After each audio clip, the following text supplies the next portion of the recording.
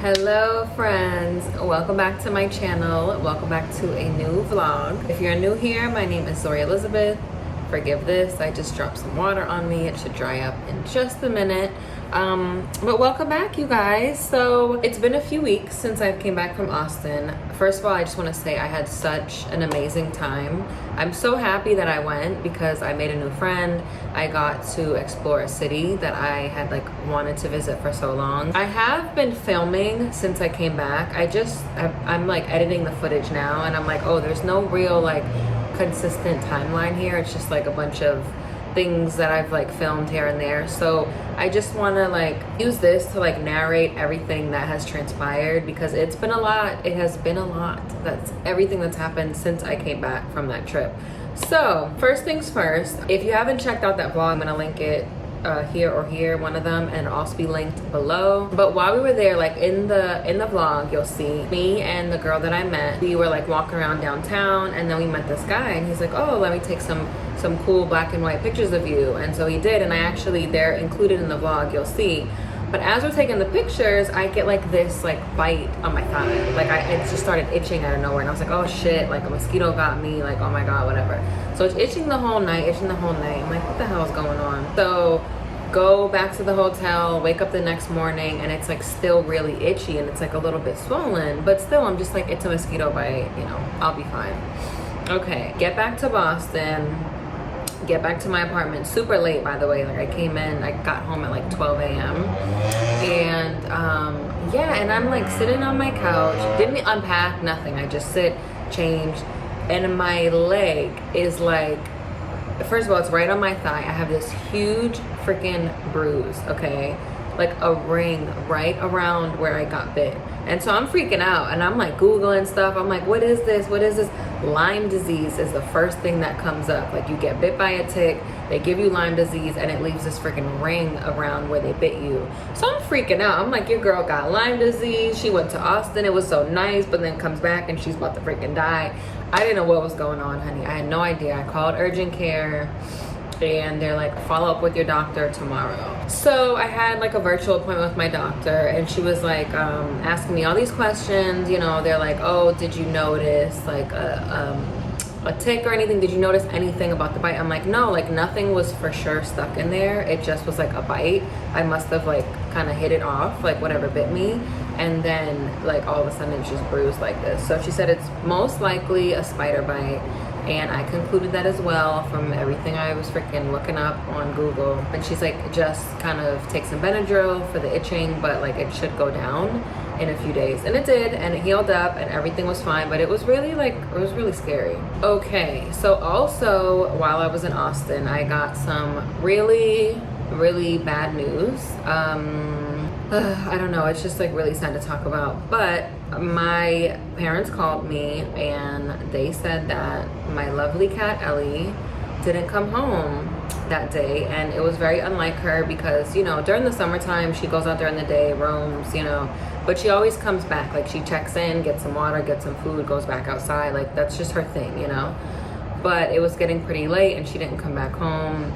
And so yeah, it was really sad to hear. And my mom thought that somebody took her to be their new pet, took her in their home. But my dad, on the other hand, I think he kind of maybe instinctually knew what happened. He thought that a coyote basically attacked her, and ultimately that is probably what happened. Right away we didn't know, but like I said, it's been a few weeks since I've been back, and actually a few days ago my mom was in the backyard and she saw two coyotes eating another cat.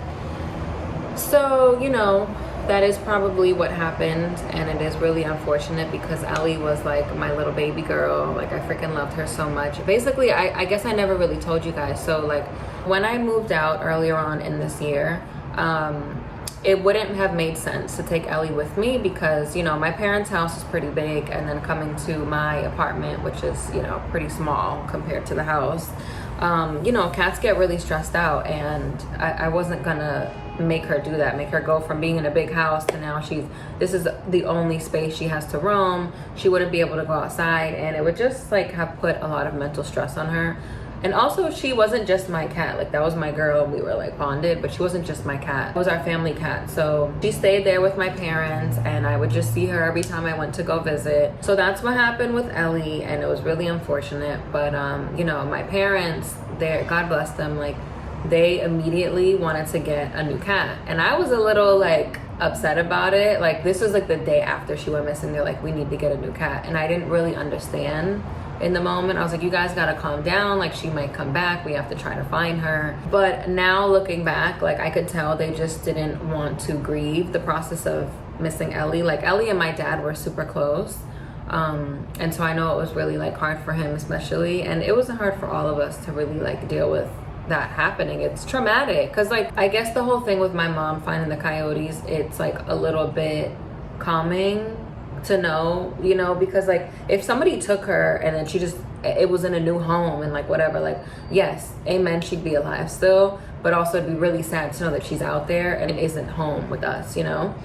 So anyway, I could tell they didn't want to like grieve the loss of her. So their whole thing was like, okay, we need to go get a new cat. So a few days after I came back from my trip, I like went to my parents' house. I put up all these posters for Ellie, you know, just in case someone finds her. But then a couple days after that, we ended up going to the animal shelter. Now, this was like a thing. Like, so we're going to the animal shelter and my parents are definitely like set on getting a new cat.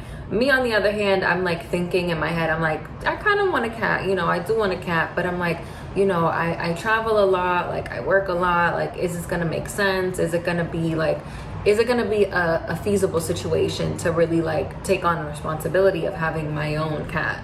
I'm not saying any of this to my parents on the drive. I'm just thinking this in my head, like, do I want a cat? I want one. I want to take one home, you know, whatever. So we get to the animal shelter and like, you know, there's like all these single cages where like kind of older cats, they're in there by themselves. And it's actually really sad to see because like they're kind of, I don't know if they're sedated or they're just maybe like really freaked out, really stressed out, but they're just kind of really quiet, really somber. Like, it's a little sad to see, you know. But in the middle of the section where they have the animals, there are these two like big cages and there's these little baby kittens in there meowing, meow, meow, meow. So freaking cute. I mean, just so cute. So in one cage there's 3 kittens and then the other cage there's 2 and they're all from the same litter. In the cage where there's 2, there's this cute little black and white cat that my dad like fell in love with right away. He's like, I want to take him home. His name is Calvin. And then next to him was this cute little black cat. He had an extra thumb, which I thought was just so adorable.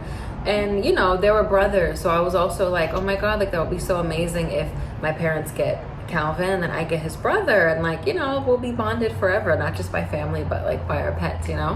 When they decided to get him, I was like, you know what, I want to get him too. So that the black cat's name was Cooper and I was like, oh my god, like I want to take him home. So we're all kind of powwowing there and I'm like, they're like, you sure you want to do this? I'm like, yeah, I want a little buddy. I want a little buddy to take home.